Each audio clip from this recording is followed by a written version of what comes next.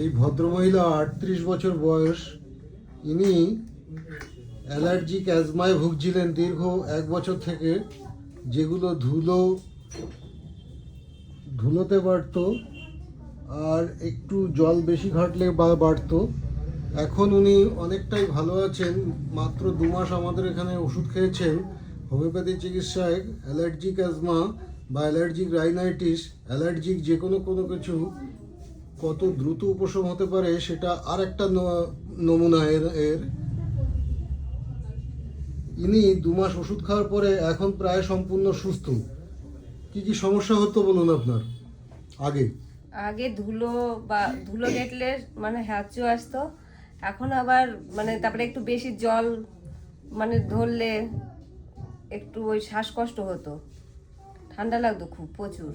আমাদের কাছে 2 বার ওষুধ খেয়েছেন হোমিওপ্যাথি। 2 বার খাওয়ার পরে এখন কেমন আছেন? এখন ভালোই আছি।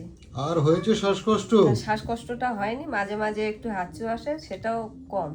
এই অতিরিক্ত ঠান্ডার মধ্যেও তো কিচ্ছু শ্বাসকষ্ট না হয়নি? না না, হয়নি। ঠিক আছে, আগের থেকে অনেকটা ভালো, তাই হ্যাঁ তো? হ্যাঁ, আগের থেকে অনেকটাই ভালো আছে। একদম সম্পূর্ণ সুস্থ হয়ে যাবেন, কোনো চিন্তা নেই।